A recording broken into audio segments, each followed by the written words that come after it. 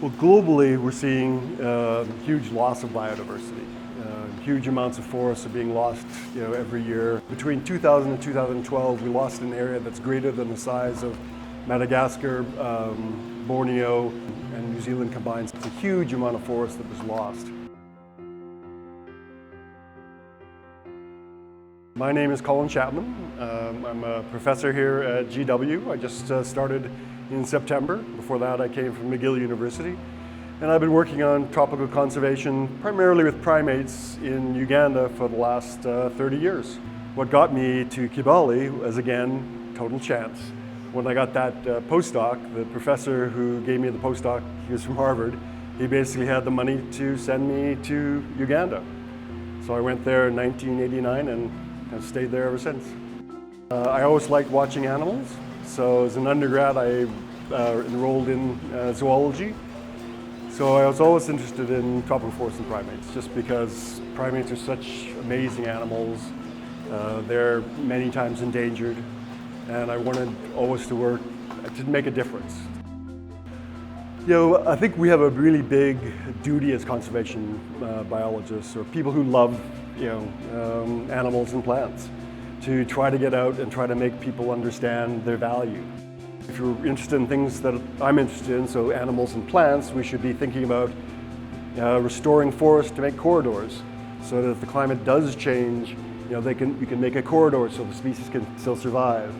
Restoration, plant communities respond really quickly. Give them 10 years, a tropical forest will be closed canopy, and you'll have monkeys there.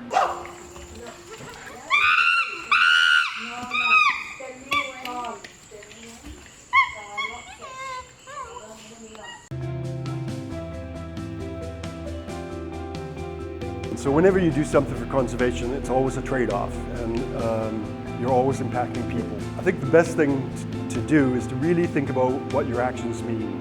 We often don't know the cultures we're working in, so talk to people.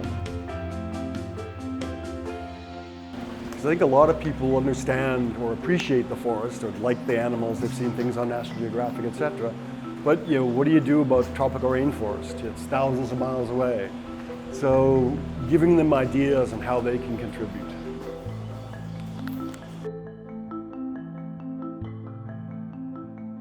So I think the media is a huge role. As an academic, I write papers and I go, wow, 500 people cited the paper. That's a really good number. It's maybe 1,000 people read it. But that's those are just academics.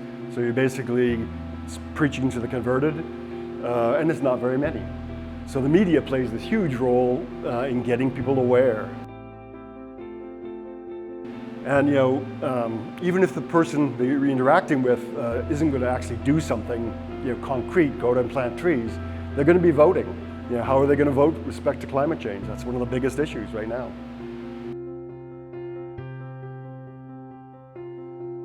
I guess I'm an optimist. I think we should be realistic. So we should be aware of kind of these doomsday predictions, and we should be making smart choices about climate change. But there are really happy, positive things happening. They tend not to make the press because they're not as, they take longer to happen. They're often not as dramatic. But there are all sorts of good things happening, and I think that's important for people to appreciate.